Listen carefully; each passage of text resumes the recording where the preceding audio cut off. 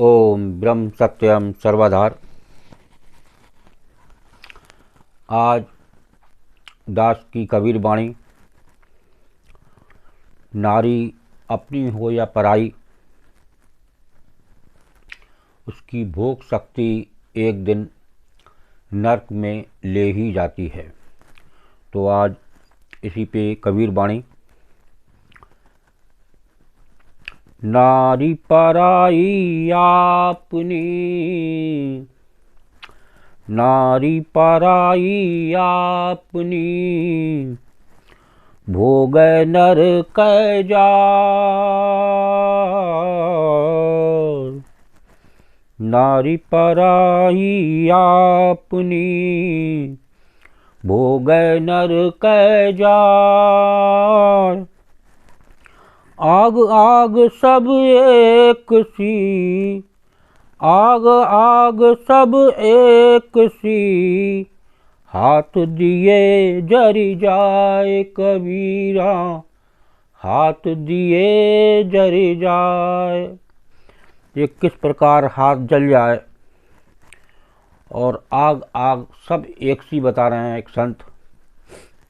तो इसमें क्या संदेश दे रहे हैं वाणी का।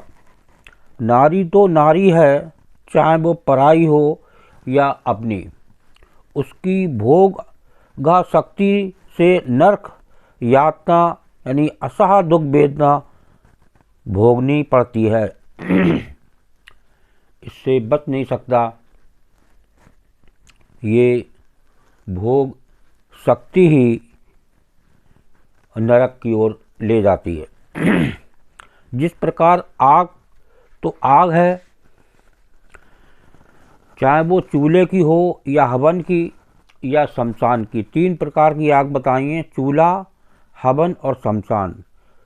सब एक समान है, उसमें हाथ दिए जाने पर जल ही जाता है।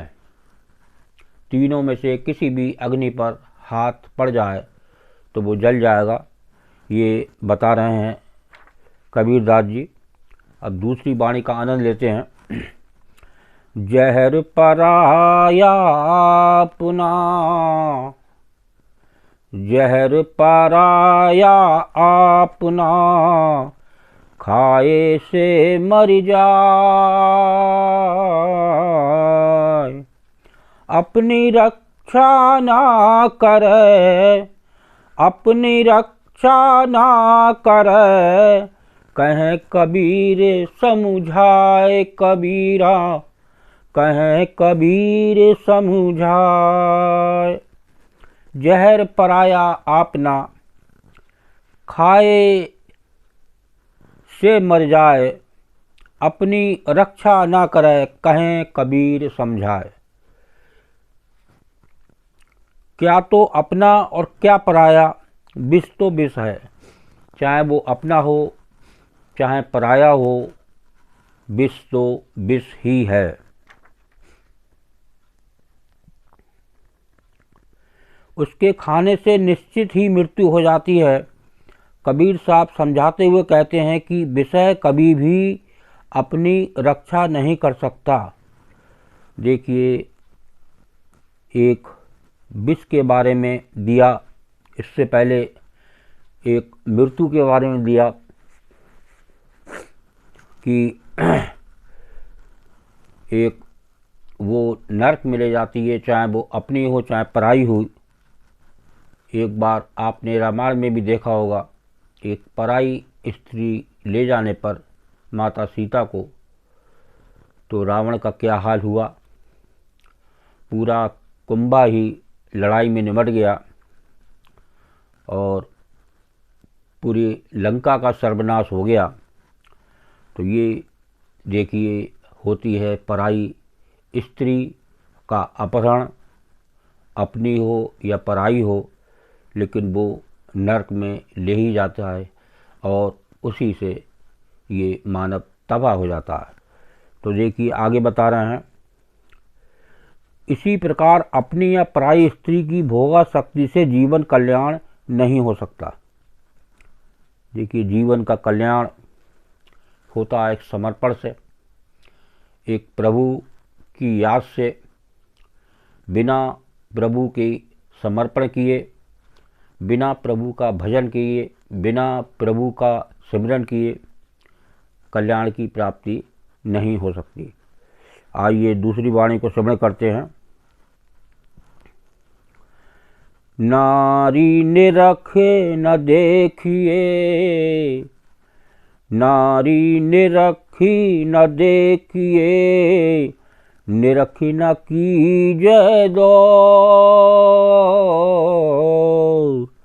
नारी निरख न देखिए, निरख न कीजय दौर।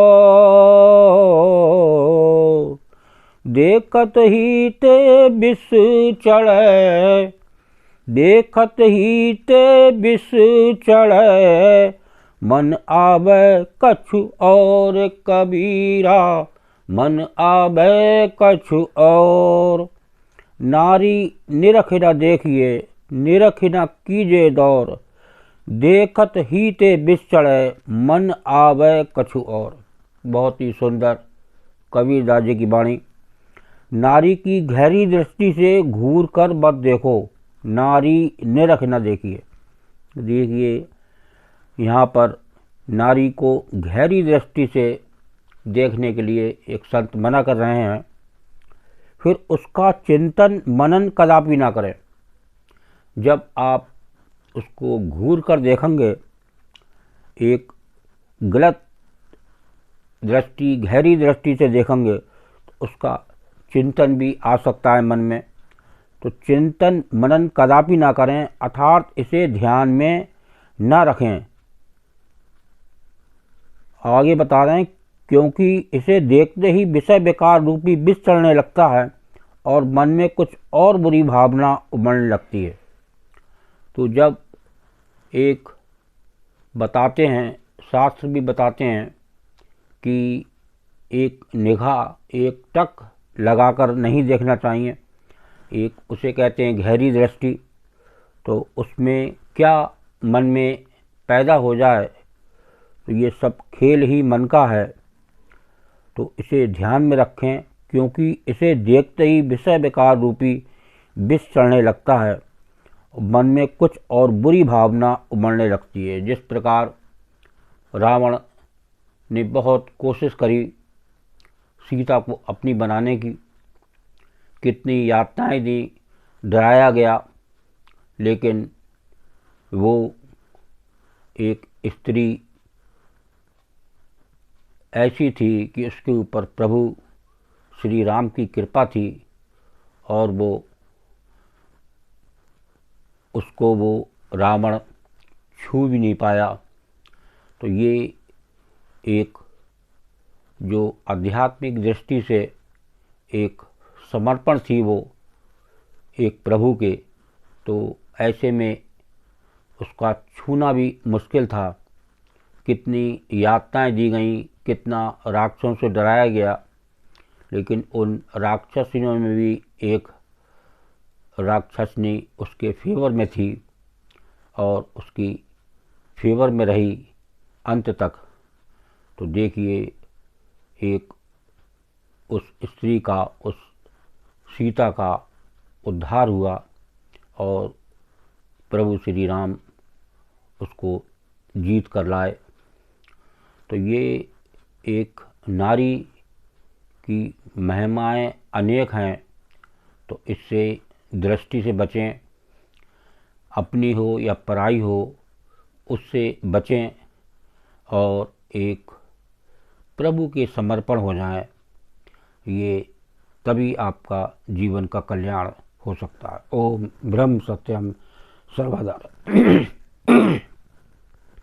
दास की कबीर वाणी अच्छी लगी हो तो ज़रूर शेयर करें और चैनल को सब्सक्राइब जरूर करें ताकि और भी लोग इसका आनंद ले सकें। ओम ब्रह्म सत्यम सर्वदा।